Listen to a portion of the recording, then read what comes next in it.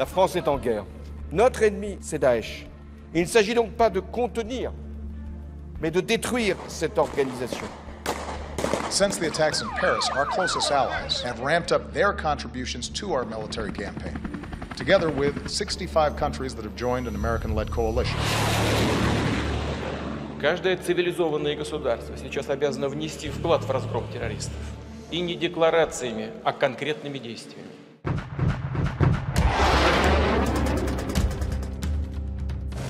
Le monde entier a déclaré la guerre à l'organisation de l'État islamique en Irak et au Levant.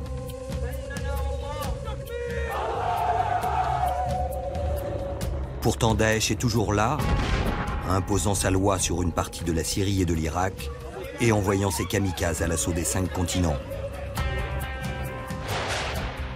Comment quelques dizaines de milliers de combattants résistent-ils aux meilleures armées du monde? Ce sont des acteurs dispersés qui combattent, et ça profite à Daesh. Tout ce monde-là est d'accord en principe pour combattre Daesh. Mais tout ce monde-là a chacun de son côté plus ou moins utilisé et alimenté Daesh.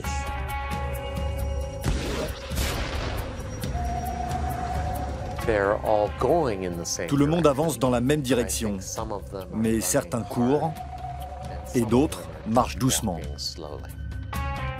Et si la lutte contre l'international de la terreur cachait en réalité une autre guerre, un conflit plus large qui bouleverse l'équilibre mondial?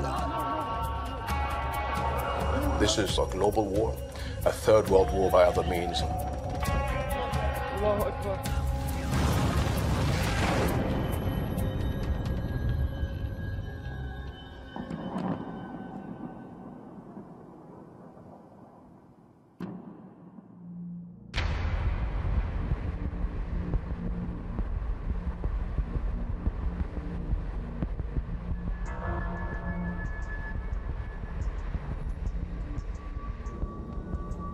Quelque part au nord de l'Irak, un homme prépare sa revanche contre Daesh. Ancien gouverneur de la province de Mossoul, il avait dû fuir en catastrophe devant l'avancée de l'État islamique.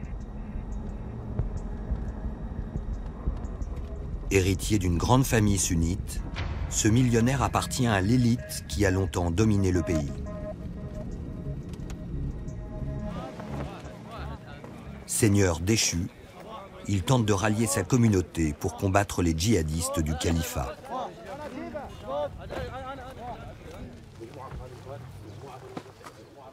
العقيد عبد الرزاق جبر خضر امر فوج الثالث الخاص اللواء الاول الفوج في التدريب سيدي. الاطراف هذه كلها كتصبيح كامل؟ لا مو تصبيح كامل، الاطراف كلها تصبيح ثلاثة حتى الجامات مالتها ايه بس هذوك اللخخ بقية كلتهم.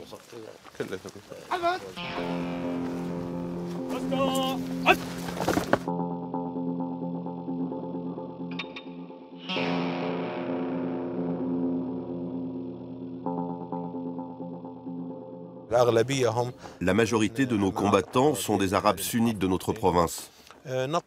Nous faisons appel aux volontaires. On a d'abord rassemblé plus de 500 combattants, puis 1000 dans un deuxième temps.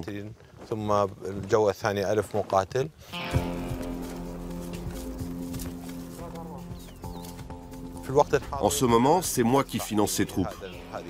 Bien entendu, je m'appuie également sur des dons de certains de mes amis et d'autres acteurs.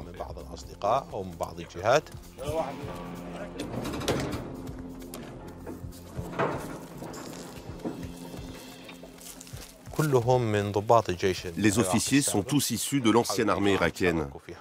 Ils ont participé à la guerre contre l'Iran en tant qu'officiers. Ils ont donc une très bonne expérience militaire. Ils préfèrent servir votre armée plutôt que l'armée irakienne officielle? Pour dire la vérité, ils n'ont pas vraiment confiance dans les troupes de l'armée irakienne. Surtout ceux originaires de Mossoul, ils sont particulièrement maltraités.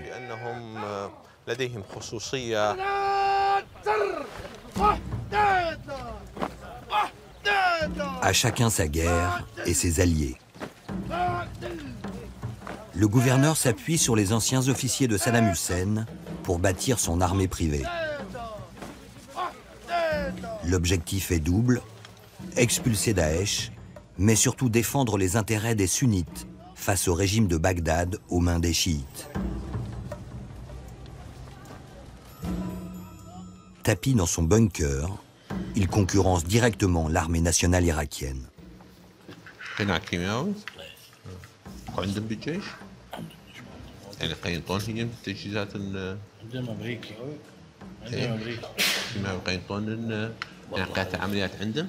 ما متاكد.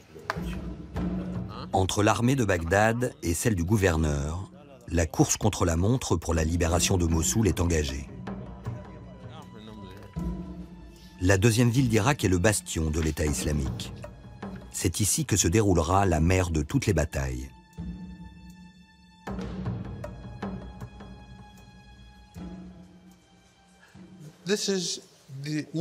C'est la ville de Mossoul. Et là, c'est l'aéroport. Nous ne sommes pas loin aujourd'hui. Quand la bataille va-t-elle commencer? Nous attendons la décision.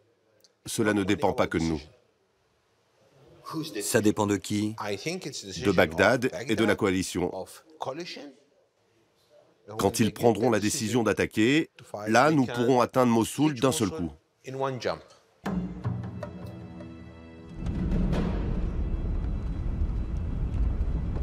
Côté sunnite, qui tire les ficelles de la guerre contre Daesh?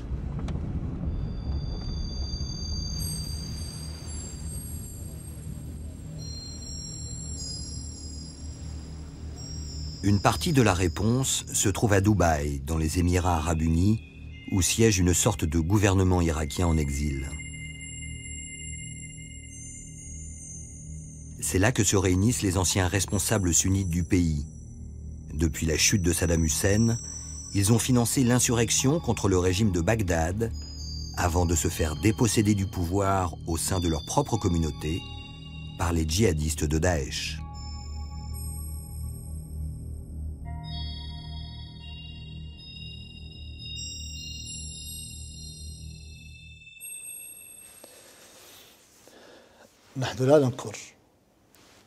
Je ne peux pas nier qu'une grande partie des Irakiens présents dans Daesh sont des sunnites. Mais la plupart sont des victimes de l'injustice, de la haine, de la marginalisation, de l'humiliation. Ils agissent en réaction à ça, sans réfléchir. Daesh a exploité cette révolte pour prendre le contrôle des villes sunnites, uniquement.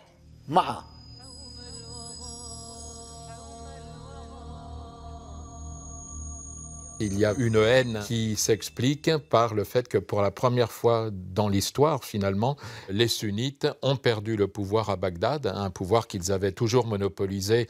Et il y a aujourd'hui donc un mouvement massif, il faut le dire, de soutien à Daesh, c'est-à-dire une organisation qui se présente comme le grand défenseur et le grand justicier d'une communauté qui se considère comme victime des événements.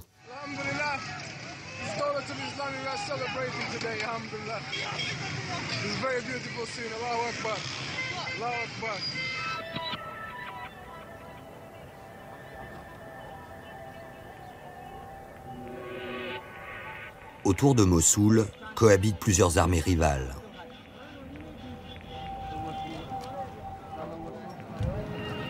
Ces soldats de l'armée régulière irakienne appartiennent aux nouvelles unités formées par les Occidentaux après la déroute face à Daesh.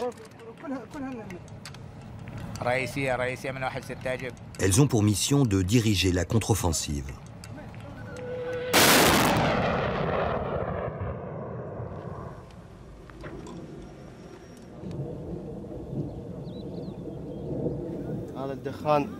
La fumée là-bas, c'est l'impact de nos canons et aussi des frappes aériennes de nos alliés.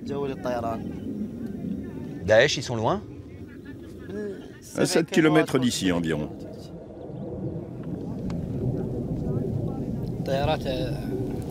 Ce sont les avions américains qui arrivent.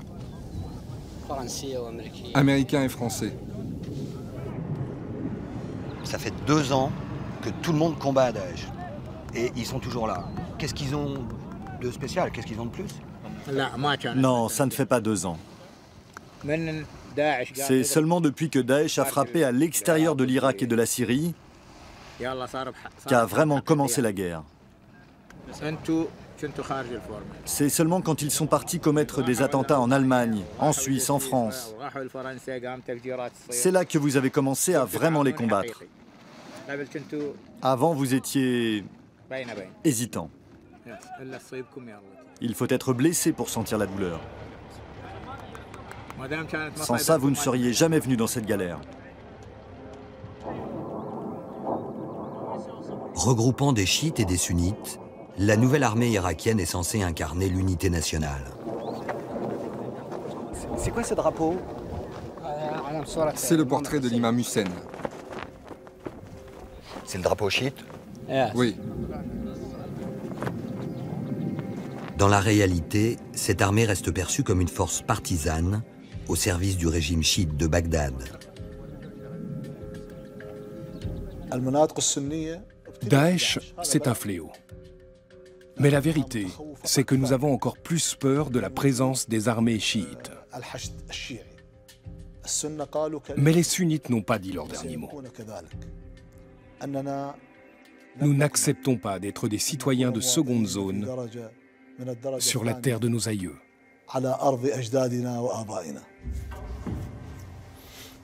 L'une des plus grandes victoires de l'État islamique a été notamment de réussir à convaincre les sunnites et les chiites irakiens, qui avaient toujours vécu côte à côte, qu'ils ne pouvaient plus vivre ensemble.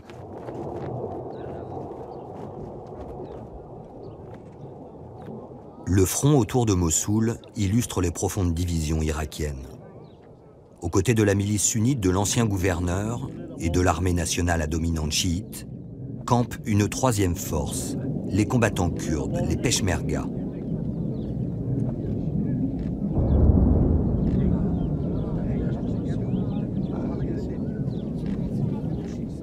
En intervenant en première ligne pour repousser les djihadistes, ils ont instauré une sorte de frontière officieuse qui sépare le Kurdistan du reste de l'Irak. Ici, on est au Kurdistan. Ce poste, c'est la terre du Kurdistan, la zone des Peshmerga. Par là, ce sont des villages arabes et là-bas des villages kurdes.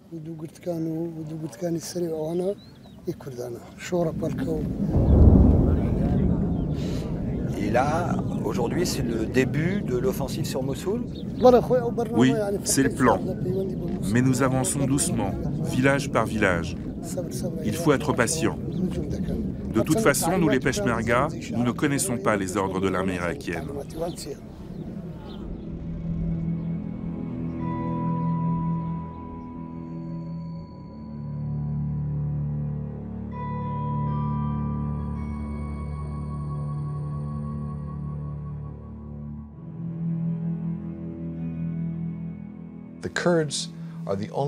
Les Kurdes sont les seuls à faire preuve de la même rage de combattre que Daesh.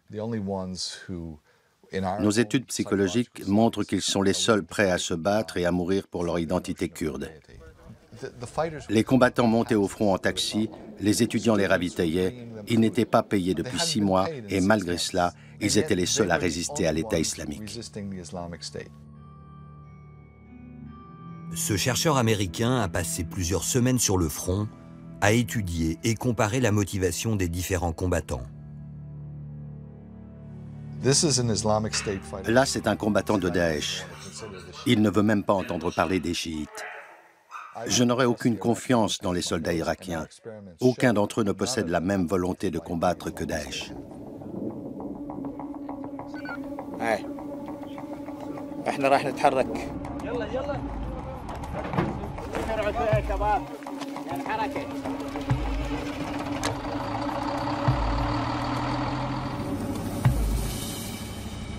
En Irak, la guerre menée contre les djihadistes a précipité la faillite du pays et entériné sa partition.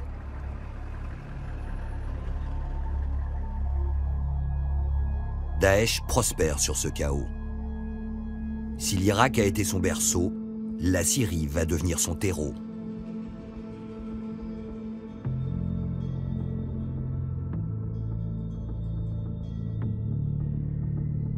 Homs, vitrine du martyre enduré par la population syrienne.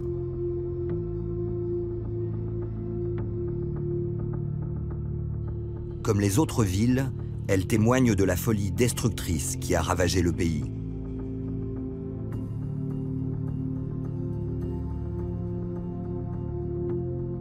L'État islamique n'est qu'un des acteurs de cette guerre totale. Avant d'imposer sa loi, il a bénéficié d'un allié de poids, le président Assad lui-même, prêt à tout pour sauver sa dictature. Dès les premières heures de la Révolution, il cherche à diviser l'opposition et libère du bagne de Sednaya les prisonniers islamistes les plus radicaux. Un détenu a été le témoin de ce pacte avec le diable.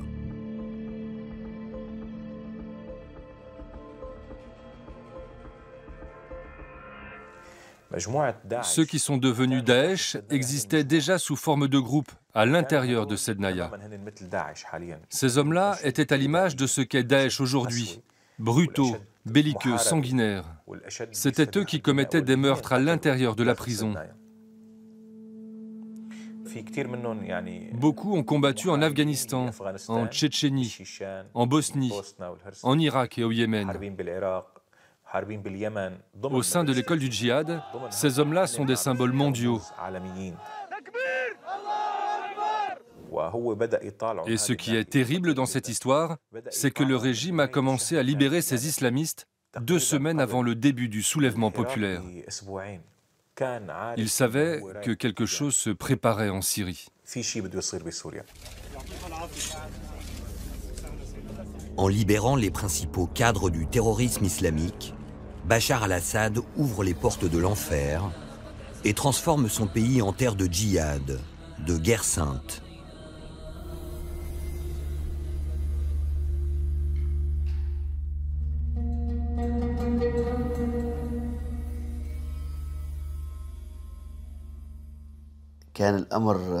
Nous, le peuple syrien, au départ on pensait qu'il venait pour nous aider contre le régime. Puis on a été surpris de voir qu'ils créaient leur propre groupe. Enfin, ils se sont retournés contre nous. Ils étaient là pour nous tuer.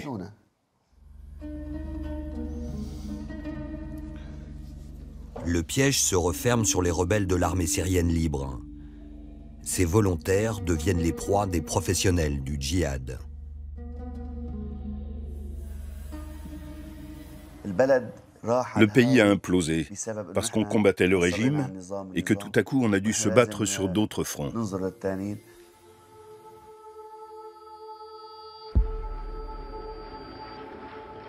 En utilisant Daesh pour affaiblir ses ennemis, Assad a gagné la première manche. Il se présente désormais comme l'ultime rempart contre les fanatiques. Le régime ne fait pas la guerre à Daesh. Il veut mater l'armée libre parce qu'elle a une légitimité.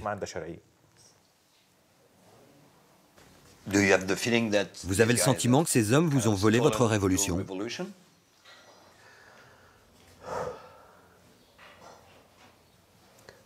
Hélas, oui. Ces étrangers nous ont fait passer pour des mécréants, des renégats, nous les enfants du pays. Mouchoir.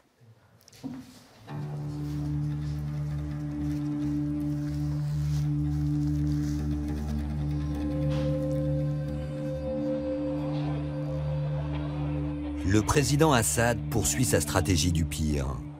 Il invoque la solidarité religieuse et fait appel à son allié, chiite comme lui, l'Iran, et surtout à son bras armé, le Hezbollah libanais. La lutte contre Daesh devient le prétexte d'un conflit régional.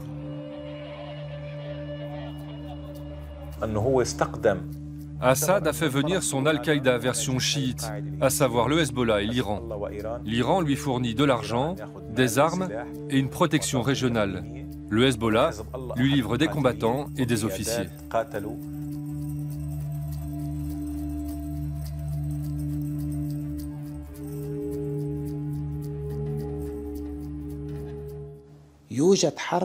Nous avons affaire à une guerre politique et non pas religieuse.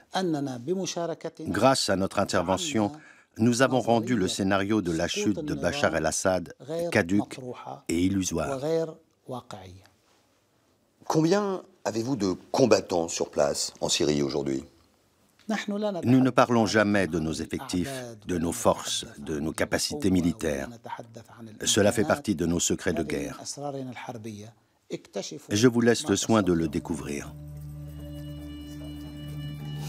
5000 soldats du Hezbollah combattent aujourd'hui en Syrie. La guerre contre Daesh permet au Parti de Dieu et à l'Iran de contrôler toute une partie du pays. Plus l'Iran est fort, plus ça nous profite. La réalité, c'est que l'Iran est notre allié stratégique.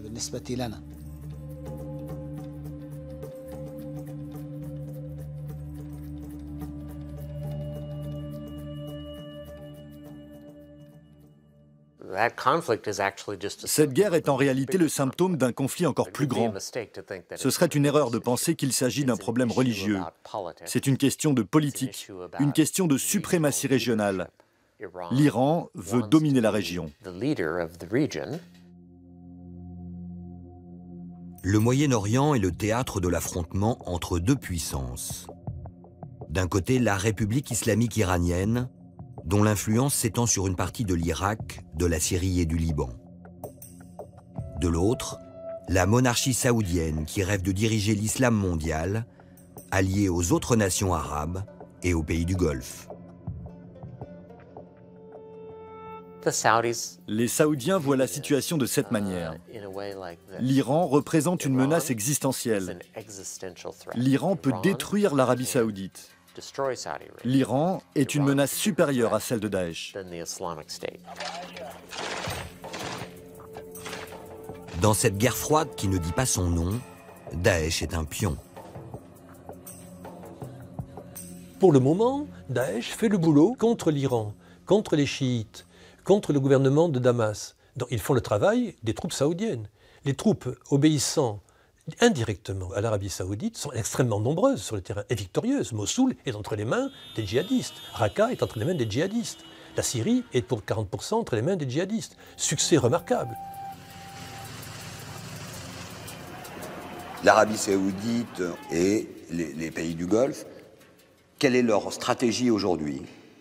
C'est de ne pas laisser en Syrie un système qui leur a été hostile et qui s'est allié avec leur ennemi direct, l'Iran. Donc ça, c'est un vrai objectif de tous. Et tous ont utilisé évidemment leur principale arme qui était l'argent.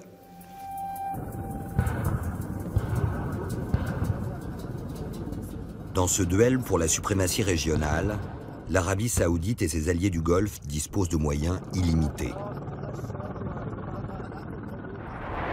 Ils dépensent leurs pétrodollars en matériel militaire dernier cri et organisent des manœuvres dignes d'Hollywood.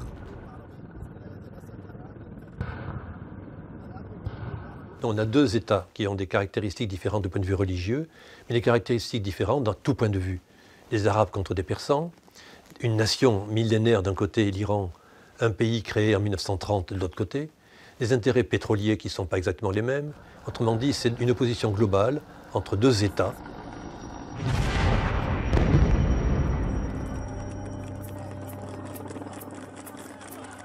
Contre la puissance de feu saoudienne, l'Iran dispose d'un atout.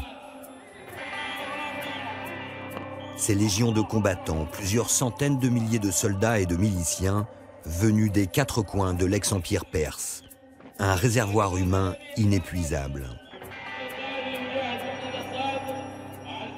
L'Iran a pour priorité absolue la chute de Daesh. Et il met les moyens, il envoie des miliciens, comme il faut des troupes au sol. Ce sont des Afghans, réfugiés en Iran, à qui on dit si tu veux une carte de séjour, engage-toi dans l'armée, dans la milice, ta famille aura une carte de séjour. C'est le Hezbollah, parce que pour Téhéran, la priorité absolue, c'est l'éradication des groupes islamistes pro-saoudiens de Damas et de Bagdad.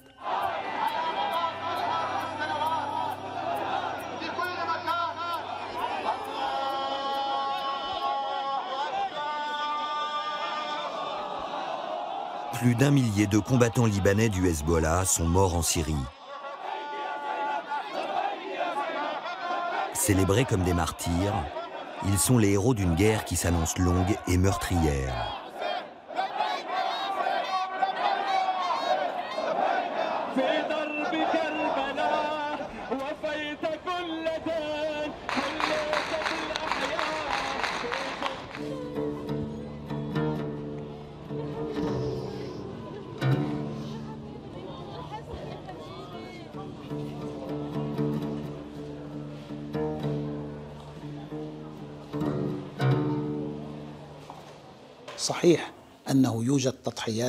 C'est vrai que nous perdons des combattants en Syrie. Mais n'oubliez pas nos femmes qui engendrent des enfants, qui deviendront des soldats, toujours plus nombreux, qui serviront notre cause jusqu'à la victoire.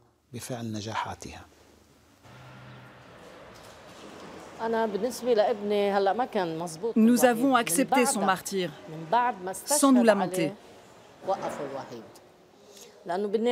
Dieu merci, Ali est mort en nous faisant honneur. Dans toutes les guerres, certains perdent, d'autres gagnent. Et le sang doit couler. Nous irons jusqu'au bout. Et nous vaincrons, si Dieu le veut.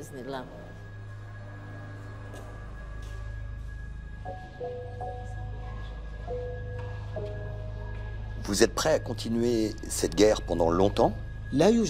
Nous n'avons pas d'autre choix que de continuer, jusqu'à ce qu'on remporte le dernier round. Combien de temps l'Iran pourra-t-il nourrir son effort de guerre? Et avec quelles conséquences pour l'avenir de la région?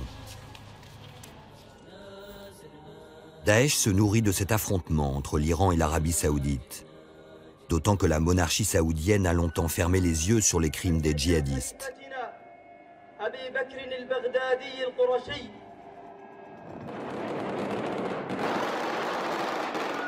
C'était à ses yeux le prix à payer pour combattre les ambitions de Téhéran.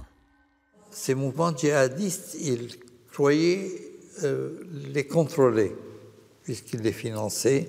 Ils se sont rendus compte que ça leur échappait, parce que Daesh, on l'a souvent dit, est une espèce de monstre avec des tas de pères. Sur l'échiquier du Moyen-Orient, Daesh était le fou. Il se retourne aujourd'hui contre son roi et défie directement le trône saoudien. On a vu l'État islamique s'engager dans une campagne de terrorisme et les dirigeants saoudiens ont de très gros soucis à se faire parce que les contradictions de l'Arabie saoudite n'ont jamais été aussi évidentes, à la fois de représenter une autorité religieuse dans l'ensemble du monde musulman et d'être le principal allié des États-Unis dans la région.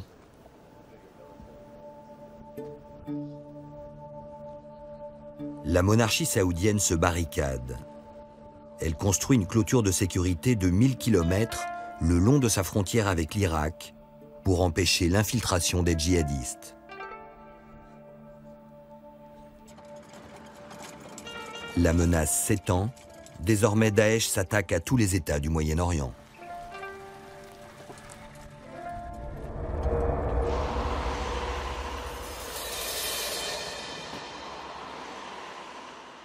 Vienne, en Autriche, loin du chaos de la guerre.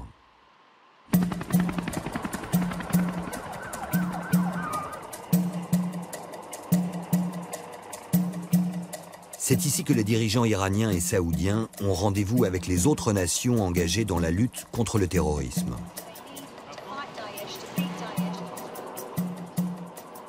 Sur le papier, chacun appartient à une coalition internationale. L'Arabie saoudite s'est rangée sous le parapluie américain avec ses alliés du Golfe et les autres nations arabes.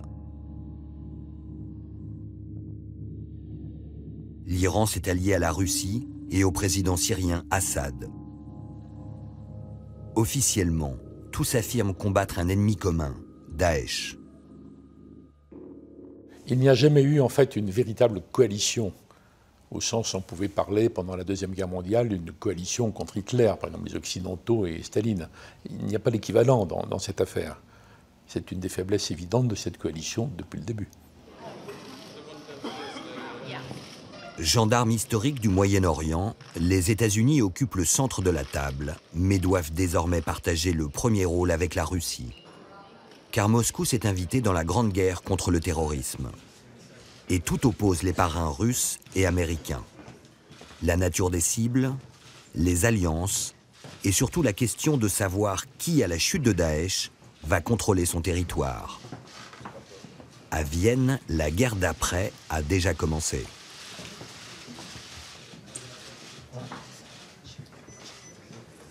The broad range of countries represented, and by the way, it has grown, a variety of competing interests are going to have to be reconciled. And those involved in this conflict with competing agendas are going to have to be willing to prioritize peace.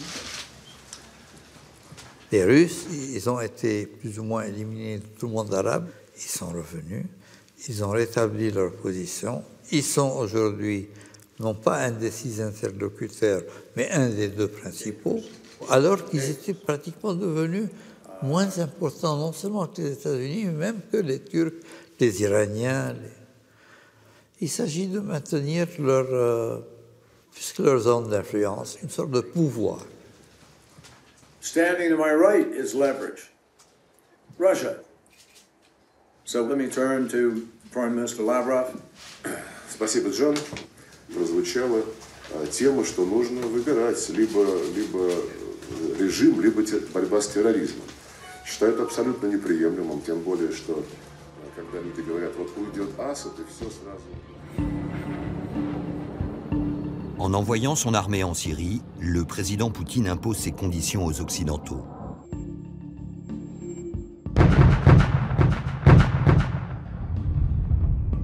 La lutte contre les djihadistes passe d'abord par la défense du régime de Bachar al-Assad. Et il a fallu quand même des mois et des mois et des mois pour que les Russes, dans certains cas, commencent à intervenir contre Daesh. Mais c'est marginal, ce n'est pas leur objectif numéro 1. Pour la Russie, il y a d'autres priorités, qui est d'empêcher la chute du régime. Si empêcher la chute du régime passe par le fait de taper sur Daesh, ils taperont sur Daesh. Le président Poutine est le nouvel homme fort de la guerre contre le terrorisme. D'autant qu'en face, au sein de la coalition qui rassemble occidentaux et pays arabes, les discours d'union ne font plus illusion.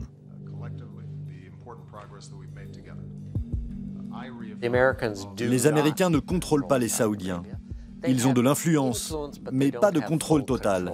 C'est différent. Les États-Unis ont mis sur pied une coalition internationale contre l'État islamique, mais qui joue véritablement le jeu? We remain united in our fight to destroy ISIL, or Daesh, which is a threat to all of us. Ni les Saoudiens, ni les Qataris, c'est-à-dire nos proches alliés, ne jouent le jeu, parce qu'ils considèrent Daesh comme un excellent outil contre Assad, contre l'Iran. C'est pas leur priorité. Où est l'aviation saoudienne en ce moment?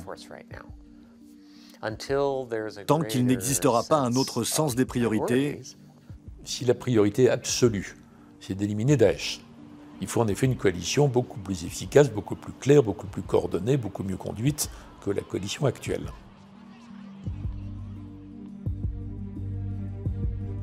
Sur le terrain, les pays du Golfe ont laissé la coalition américaine seule face à Daesh. Pire, leurs liens avec les djihadistes révèlent une fracture. Confrontés à une vague de terrorisme mondial, les Occidentaux doutent. Certains de nos amis seraient-ils devenus nos ennemis?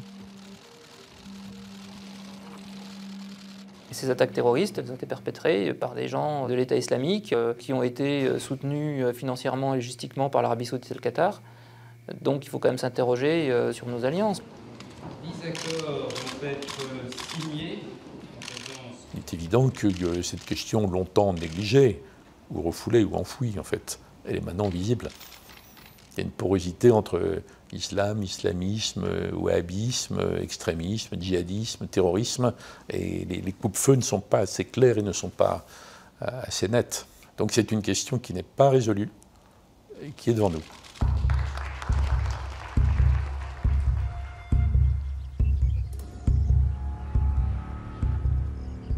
La guerre actuelle ne remet pas seulement en cause les alliances historiques. Elle pose un nouveau défi aux puissances occidentales. La stabilité des frontières du Moyen-Orient, imposée au début du XXe siècle.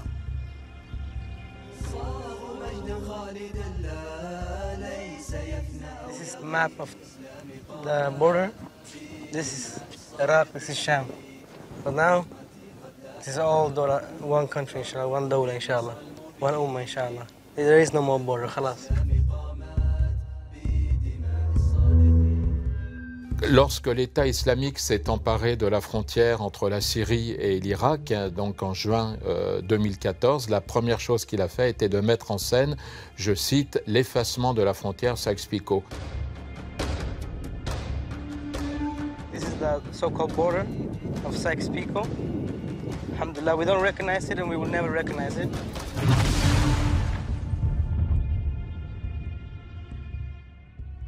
La frontière à laquelle s'attaque Daesh a été dessinée pendant la Première Guerre mondiale par la France et la Grande-Bretagne. Elle porte le nom des diplomates qui avaient secrètement négocié le partage de la région. Sir Mark Sykes et François-Georges Picot. Dans la mémoire collective, ces accords sont restés comme la preuve de la trahison des promesses européennes. À la fin de la Première Guerre mondiale, les Britanniques et les Français dépouillent l'Empire ottoman. Les tribus arabes à qui les Alliés avaient promis un grand royaume unifié sont divisées en plusieurs pays, dont la Syrie et l'Irak actuel.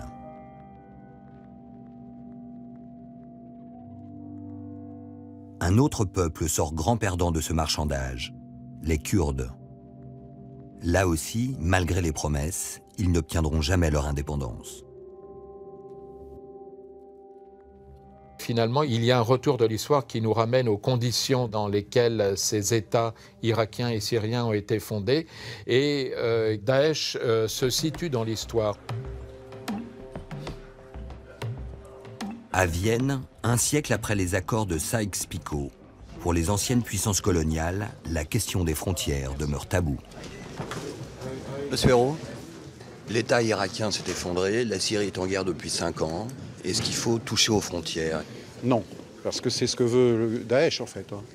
Daesh veut le régime du califat en tournant la page des frontières qui ont une histoire, ces frontières. On ne va pas refaire l'histoire, mais nous qui sommes des Européens, nous savons très très bien que quand on touche aux frontières, c'est dangereux pour la paix. Donc il ne faut pas toucher aux frontières, il ne faut pas jouer avec les frontières. Merci beaucoup.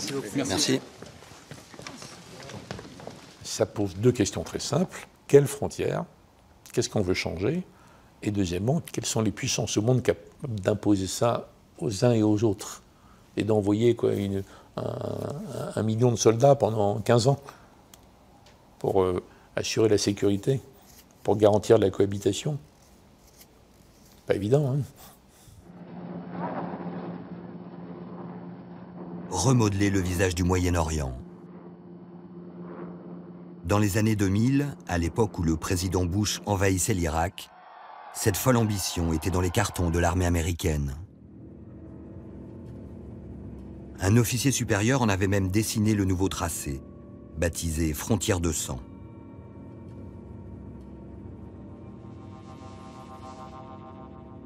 La carte du colonel Peters consacre l'éclatement de la région en une multitude de petits États.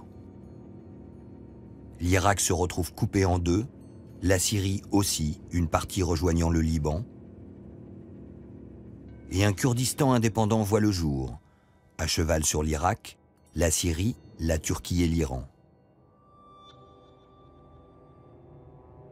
Ce nouveau Moyen-Orient, les néoconservateurs américains en rêvaient, Daesh voudrait l'écrire.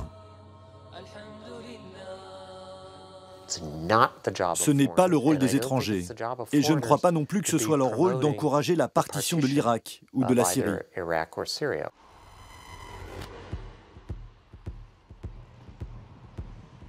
Les dirigeants de Daesh savent que les diplomaties occidentales sont par nature conservatrices et qu'elles ne veulent pas remettre en cause, parce que ça ouvrirait une boîte de Pandore sans fin, mais ne veulent pas remettre en cause les États et les frontières. Et c'est ce conservatisme qui permet à Daesh de conserver, malgré les défaites militaires, la place qu'il continuera à avoir, même si c'est sous une autre forme. En réalité, il est impossible de réunir de nouveau les Irakiens. Pourquoi voudriez-vous faire ça? Ils se détestent, ils se méfient tellement les uns des autres. Pourquoi vouloir les forcer à se réunir?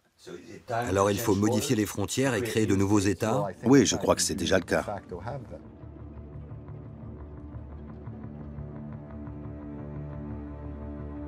De l'implosion du Moyen-Orient, un nouvel État indépendant est en passe d'émerger, le Kurdistan irakien.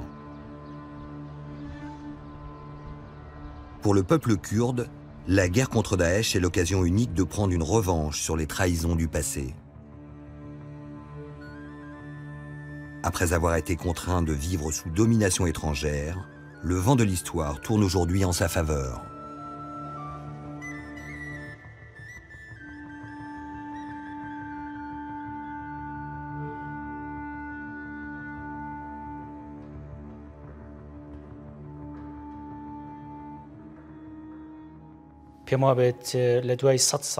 Ça fait plus de 100 ans, depuis le traité Sykes-Picot et la fin de la Première Guerre mondiale, que les Kurdes ont été divisés au travers des nouvelles frontières du Moyen-Orient. On pourrait aujourd'hui mettre en place de nouveaux États démocratiques. Je suis sûr que si vous posez la question aux Kurdes, c'est évident que la majorité sera en faveur de l'indépendance du Kurdistan. La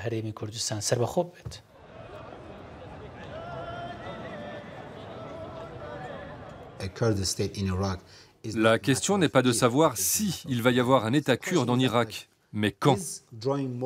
Le problème est le suivant. Le fait de tracer de nouvelles frontières offrira-t-il un meilleur avenir ? Je ne sais pas. Les frontières héritées de Sykes-Picot ne sont pas sacrées et il faudra bien les remettre en question. Mais ce qui m'inquiète, c'est de savoir si nous allons corriger une erreur en commettant une autre erreur.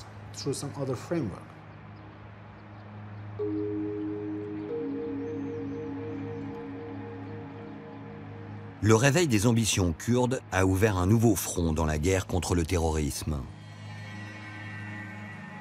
Une course de vitesse s'est engagée entre les Peshmerga, alliés des Occidentaux, et les tribus arabes pour prendre le contrôle des zones libérées.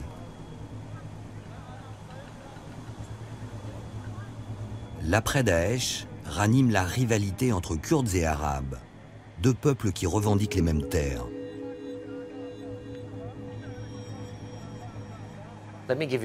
Laissez-moi vous donner un exemple. Dans certaines zones de combat, dans la province d'Assaké, à l'est de la Syrie, alors que les Kurdes avançaient avec l'aide des Américains, où les populations arabes se sont-elles réfugiées?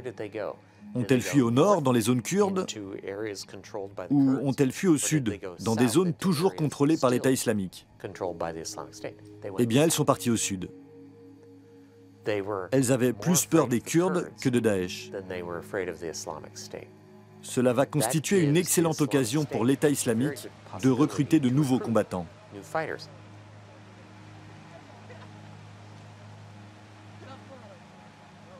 Finalement, à qui profite ce conflit global contre Daesh aujourd'hui? Alors, il profite aux Kurdes, en premier lieu, qui, grâce à Daesh, ont pu étendre leur territoire. En Irak, ils ont mis la main sur Kirkouk et ils ne le lâcheront pas. Ils ont récupéré le Sinjar. Là aussi, le Sinjar, ça faisait partie de l'Irak. Et là, ils ne le lâcheront pas non plus. En Syrie, ils vont sans doute réussir à constituer leur grand Kurdistan au nord de la Syrie.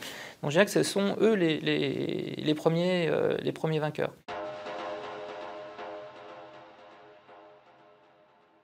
Qui arrêtera l'avancée des Peshmerga? Une puissance régionale est prête à tout pour briser leur élan. Dès les premières heures de la guerre syrienne, la Turquie a soutenu les organisations djihadistes. Elle a longtemps partagé une frontière commune avec Daesh et servi de plaque tournante pour les volontaires du monde entier venus grossir ses rangs. La ville de Sanliurfa était même surnommée le Petit Raqqa, en référence à la capitale de l'État islamique.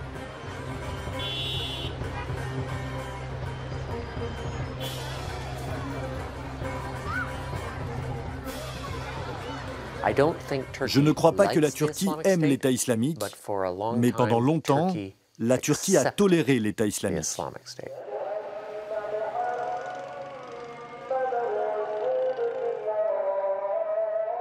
Ils ont alimenté Daesh. Il ne faut pas dire qu'ils voulaient que Daesh gagne.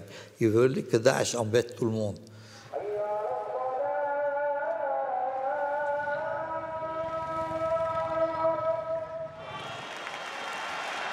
Le président Erdogan se présente comme l'allié des Occidentaux. Il a toujours affirmé lutter contre Daesh, jusqu'à ce qu'une vidéo révèle comment ses services secrets livraient clandestinement des armes aux djihadistes.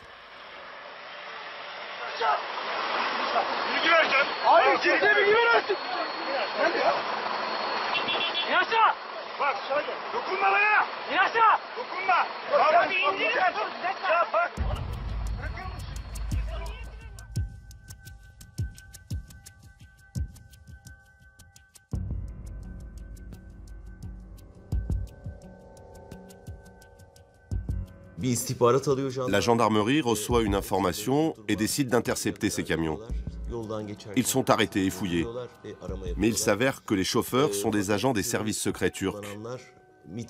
Une fois descendus, ils prétendent transporter de l'aide humanitaire.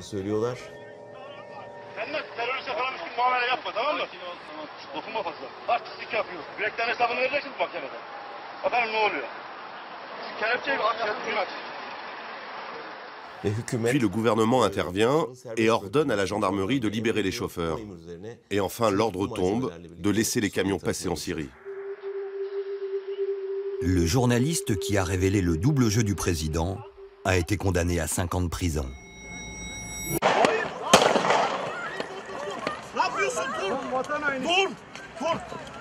Le jour de son procès, un homme armé se précipite sur lui et tire plusieurs balles au sol avant d'être arrêté. Tentative d'assassinat ou grossière manipulation. En Turquie, la guerre menée contre Daesh relève du secret d'État. Concernant Daesh, cela fait des années que la Turquie leur permet d'entrer sur le territoire national, d'avoir des camps d'entraînement dans le pays et de les utiliser pour former des combattants. Les militants sont armés et renvoyés de l'autre côté de la frontière. Ces camps sont aussi utilisés pour soigner leurs blessés.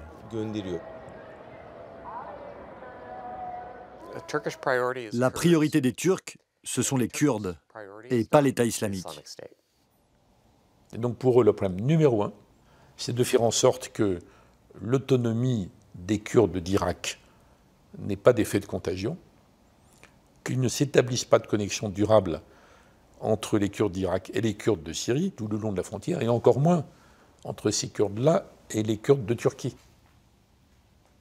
Et ça devient obsessionnel, ça devient central.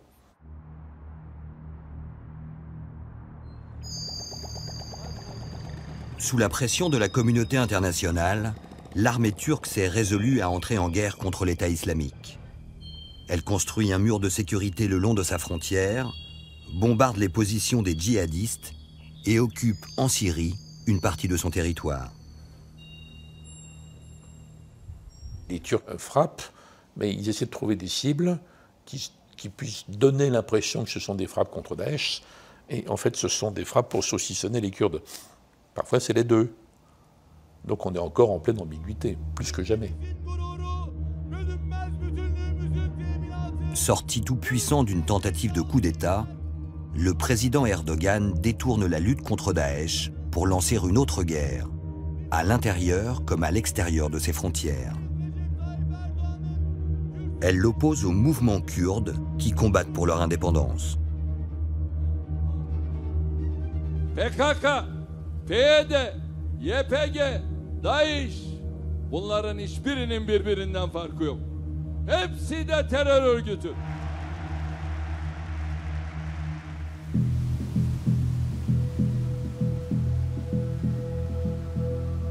La guerre mondiale contre Daesh a dégénéré en un conflit dont personne ne maîtrise l'issue.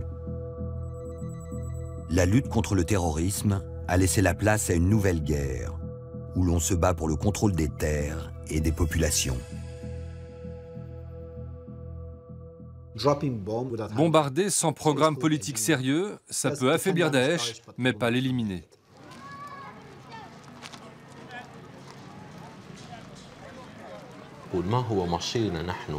Qu'allons-nous devenir après Daesh? Si nous étions en mesure de fournir une réponse aux habitants de Mossoul, nous pourrions rallier à notre cause toute la ville. Mais quel sera leur avenir après Daesh? Quelle vision avons-nous de cet avenir? Personne ne veut aborder ce sujet.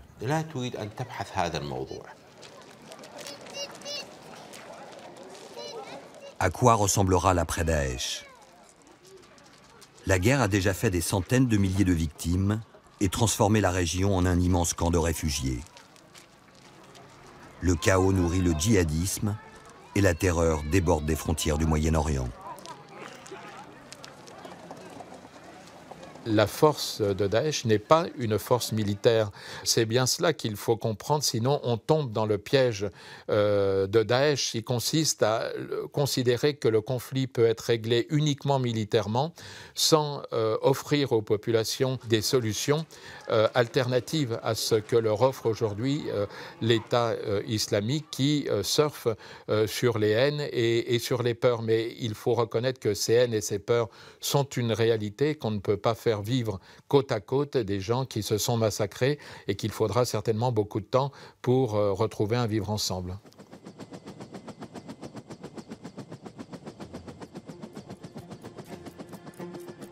Les bombardements occidentaux ont fait reculer les frontières du califat.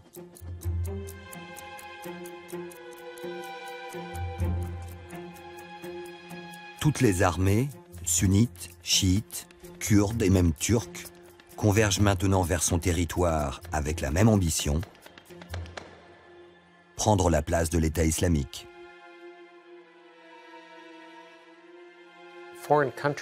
Aucune puissance étrangère ne veut être responsable du contrôle de villes comme Raqqa ou Mossoul. Alors qui va les gouverner? Qui va assurer la sécurité? Les Américains encore aujourd'hui n'ont aucune réponse. Du haut de sa montagne, ce monastère a été le témoin de toutes les invasions depuis le IVe siècle. Construit par les premiers chrétiens, il est situé sur la ligne de front qui sépare le territoire des nouveaux barbares de l'Irak. Aux premières loges pour regarder passer l'histoire.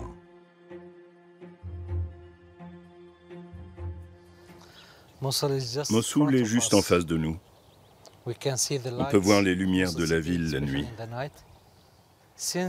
Depuis que Daesh a attaqué la plaine de Ninive le 6 août 2014, elle est vide. Il n'y a plus personne. Daesh est arrivé aux portes de votre monastère? Oui, ils sont arrivés jusqu'au croisement, là, et ensuite ils sont repartis. Ils auraient pu entrer? Oui, bien sûr. Ils auraient pu le faire exploser, comme ils l'ont fait avec d'autres lieux. L'Irak existe-t-il toujours? Non. Juste par le nom. Vous entendez? C'est une position de Daesh? Oui. Votre balcon donne sur la guerre? Exactement. On a l'habitude.